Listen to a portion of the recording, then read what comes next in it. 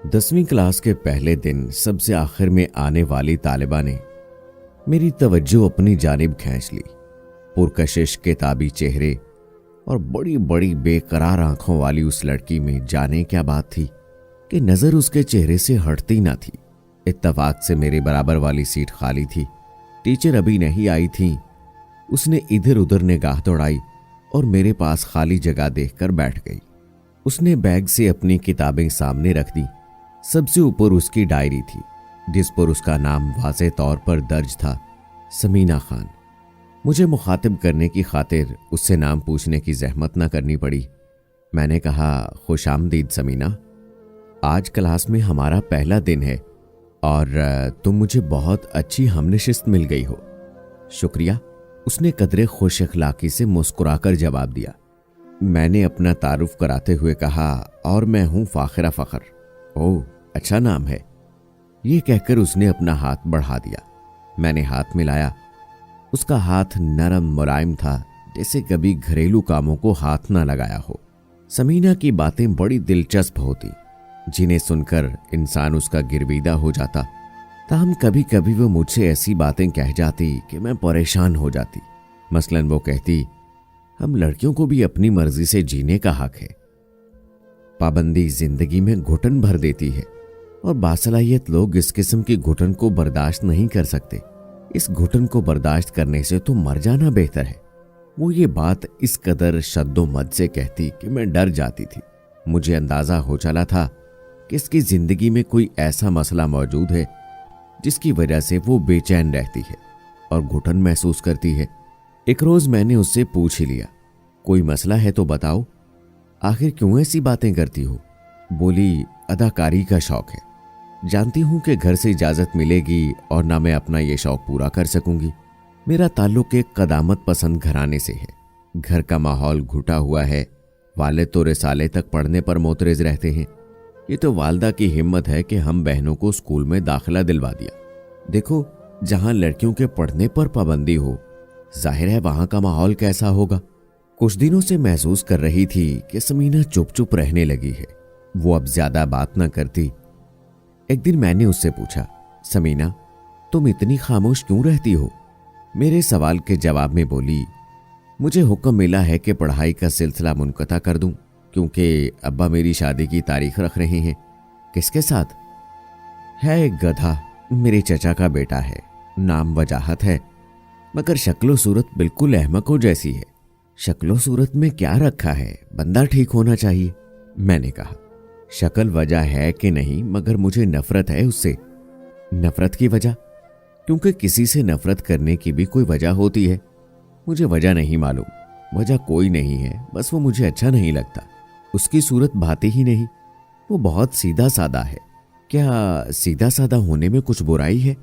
वो बोली, नहीं, बुराई कोई नहीं, बस बिला वजह बुरा लगता है। अपने अपने दिल की बात है। दिल को ना भाए तो मैं क्या करूं? अजीब मंतक है तुम्हारी।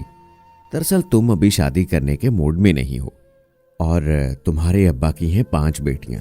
उन्हें अपने फराइज से फारिग होने की जल्दी है। जो भी है, मैंने तहैया कर लिया है कि वजाहत से तो हरगिज शादी ना करूंगी। कोई और पसंद है तुम्हें?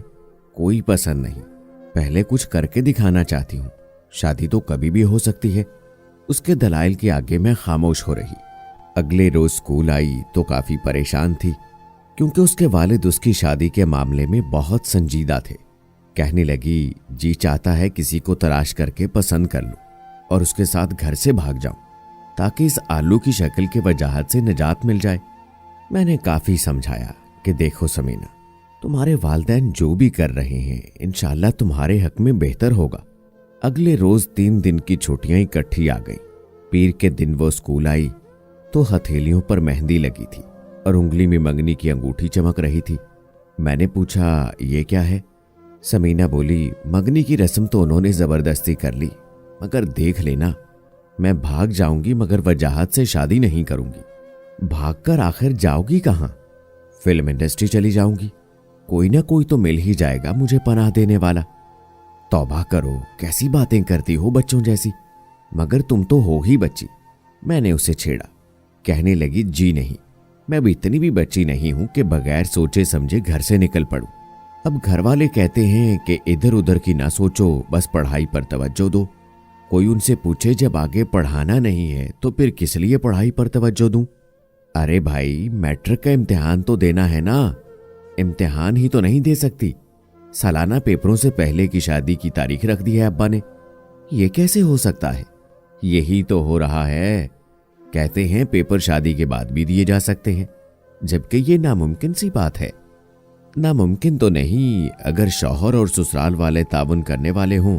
हाँ, जरा दुश्वार जरूर है। तभी तो कहती हूं कि भाग जाऊं। मैंने तसल्ली दी।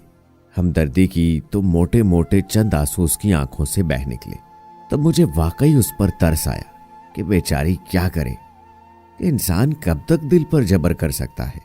मैंने दुआ की कि खुदाया इसकी किस्मत अच्छी कर दे, मेरी दोस्त को सुखी कर दे।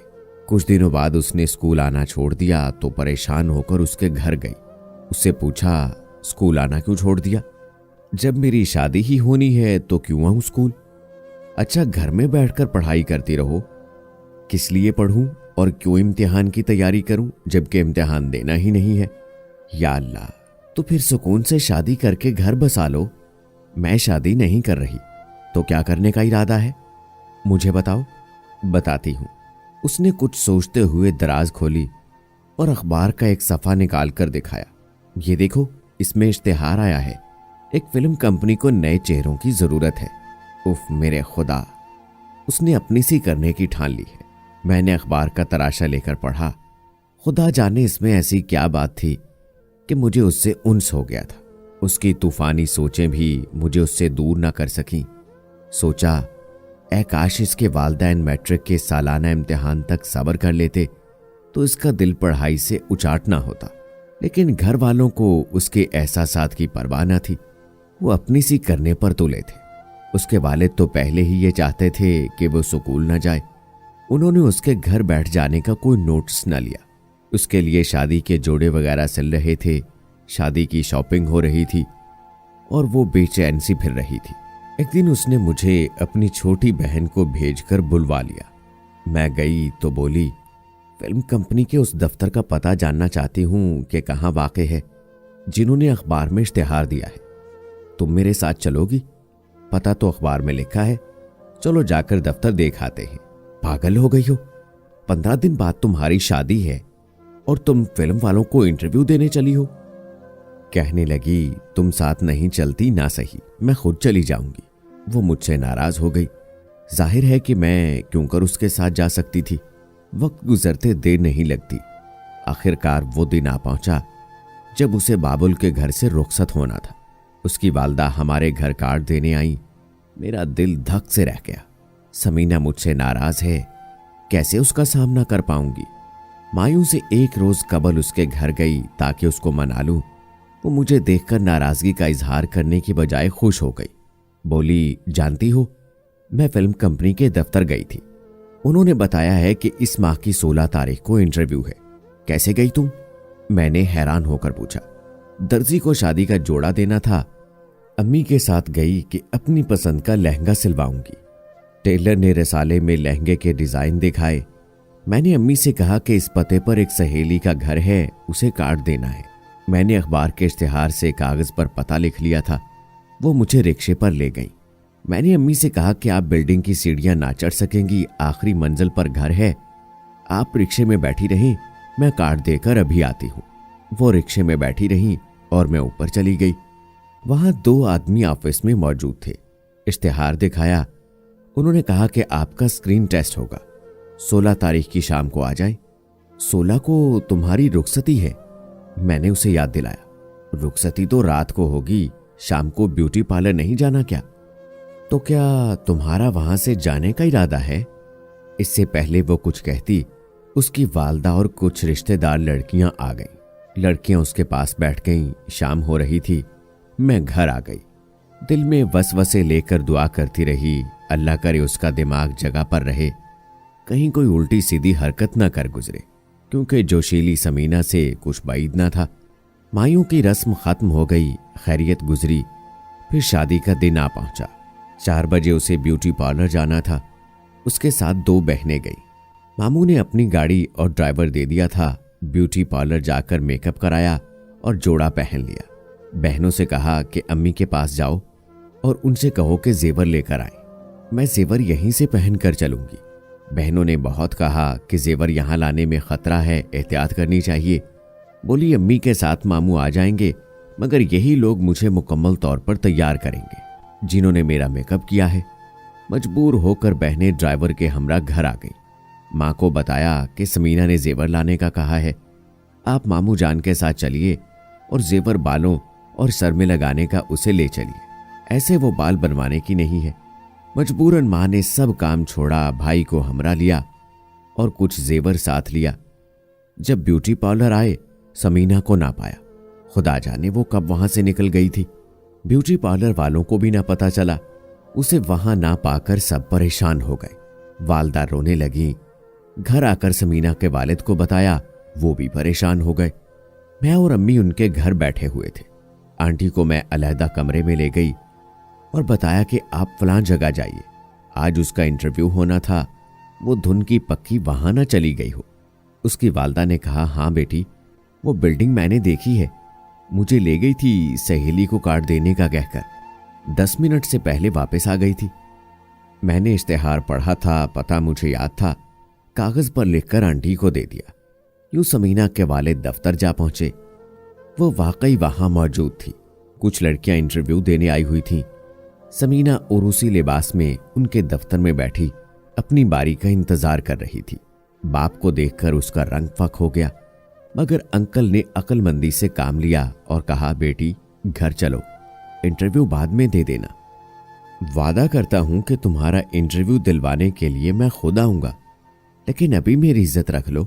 अंकल ने फिल्म कंपनी के मैनेजर से भी बात की कि आज मेरी बच्ची की शादी है, आज इसका इंटरव्यू है, अभी से 2 तारीख का कह दीजिए, इसका निकाह होना है और सब लोग जमा हैं, मेरी इज्जत का सवाल है। बाप की इल्तिजा पर उस शख्स ने कहा, समीना बीबी, आप अपने वालिद के हमरा घर जाइए, हम आपका इंटरव्यू यकम को लेंगे। अभी इंटरव्यू 15 रोज तक जारी रहेंगे, पहले घर बसाइए, इंटरव्यू बाद में होता रहेगा। उसे मजबूरन वालिद के हमरा आना पड़ा। जीना उतरकर कार तक आई तो ये देखकर हैरान रह गई कि ड्राइविंग सीट पर वजाहत मौजूद था। गोया वालिद ने उसको सबसे ज्यादा काबिल एतमाद समझा था, क्योंकि वो खुद ड्राइव नहीं कर सकते थे। बहरहाल निकाह हुआ और फिर रुखसती हो गई। शबे और उसी वजाहत ने पूछा, तुम क्यों इन वक्त पर चली गई? वालिद का तो कुछ ख्याल किया होता। मैं कुछ करना चाहती हूँ वजाहत, मुझ में जो सलाहियत है उसे मारकर जिंदा नहीं रह सकती। जब दफ्तर देखने गई थी, वहां मौजूद कंपनी के मैनेजर ने कहा था, आप खूबसूरत और बासलाहियत हैं, आपकी कामयाबी के बहुत इम्कानात हैं। जब मैं ब्यूटी पार्लर से तैयार हो चुकी और खुद को आईने में देखा तो मुझे लगा कि उन्होंने बिल्कुल सही कहा है, अगर अब मौका गंवा दिया फिर कभी ना मिलेगा। इसीलिए इंटरव्यू देने चली गई। किसी के साथ भागी तो नहीं हूं, बस अपना अपमनवाना चाहती हूं। वजाहत बहुत समझदार इंसान निकला, जिसे वो अहमक कहती थी। उसने बातों बातों में उसका दिल मुट्ठी में ले लिया, यकीन दहानी कराई कि जैसी जिंदगी वो चाहेगी बसर कर सकेगी। वो हरगिज उस पर कोई कदगन न लगाएगा, वो आज़ादी के साथ जी सकती है। वजाहत का सलूक बाद में भी समीना के साथ इस कदर अच्छा रहा कि उसने वजाहत की कदर करनी शुरू कर दी। वही शख्स जिसे वो बुरा जानती थी, जिसके बारे में कहती थी कि मुझे उससे नफरत है, उसी से मोहब्बत का रिश्ता उस्तवार कर लिया और वो वजाहत का वैसा ही ख्याल रखने लगी जैसा वो उसका ख्याल रखता था। जब मैंने समीना को इस कदर बदला हुआ पाया तो सुख का सांस लिया। मैंने कहा, समीना वाकई तुमने तो कमाल कर दिया। कहने लगी, मैंने नहीं, वजाहत ने किया है। तुमने देखा कि वो कितने बड़े दिल का मालिक है। वालिद ने जब परेशान होकर उसे बताया कि दुल्हन गायब है तो उसका दिल धक से रह गया था, क्योंकि किसी को मेरे शौक का इल्म और अंदाजा न था। वालिदैन ने कयास आराई से काम लिया, किसी और को पसंद करती होगी तभी ऐन शादी के रोज उसके साथ चली गई है। लेकिन वजाहत ने वालिद को हौसला दिया और कहा, अंकल आपकी इज्जत हमारी इज्जत है, किसी को खबर न कीजिए, मेरे वालिदैन को भी नहीं। पहले इस पते पर चलिए जो आंटी ने दिया है, बाद में सोचते हैं क्या करना है। अंकल ने कहा था, मिल जाए समीना, घर लाकर उसका गला न दबाया तो कहना। वजाहत ने उन्हें कसम दी थी कि आप ऐसा नहीं करेंगे। वो जैसी भी है मेरी अमानत है, मुझे हर हाल में मंजूर है। अगर मेरे साथ शादी ना करना चाहेगी तब भी मैं समीना का साथ दूंगा। शादी में पसंदीदगी और रजामंदी उसका हक है। तुम में बचपना बहुत है, अभी तुमने दुनिया को नहीं समझा है। तुम्हें खबर नहीं कि फिल्म इंडस्ट्री में जाना और कामयाब हो जाना बच्चों का खेल नहीं है। वहां कामयाबी के रास्तों पर जो कांटे बिछे हुए हैं उनका दर्द उन्हीं को मालूम है जिन्होंने ये दर्द सहा है। उस वक्त तो मैं वजाहत की बात ना समझी थी, मगर अब समझती हूँ। वजाहत के वजीह दिल और अच्छे किरदार के सामने समीना के शौक ने हथियार डाल दिए। सारे जमाने को पसे पुष्ट डालकर वो उसी की हो रही। सच्चे आदमी की परख उसी वक्त होती है जब उससे वास्ता पड़ता है। कभी कभी हमें कोई बुरा लगता है, लेकिन वो बुरा होता नहीं बल्कि हजारों से अच्छा होता है। समीना भी जिस शख्स को बुरा जानती थी, बिला वजह उससे नफरत करती थी, आज उसके बगैर 1 मिनट जीने का तसव्वुर नहीं कर सकती। क्योंकि वजाहत जो शक्लो सूरत से सीधा दिखाई देता था वो अक्लमंदी और आला ज़र्फ़ी की मिसाल है, बल्कि लाखों में एक है। तो दोस्तों, कैसी लगी हमारी आज की ये कहानी कमेंट सेक्शन में ज़रूर बताइएगा। मिलते हैं अगली वीडियो में, तब तक के लिए अल्लाह हाफिज़।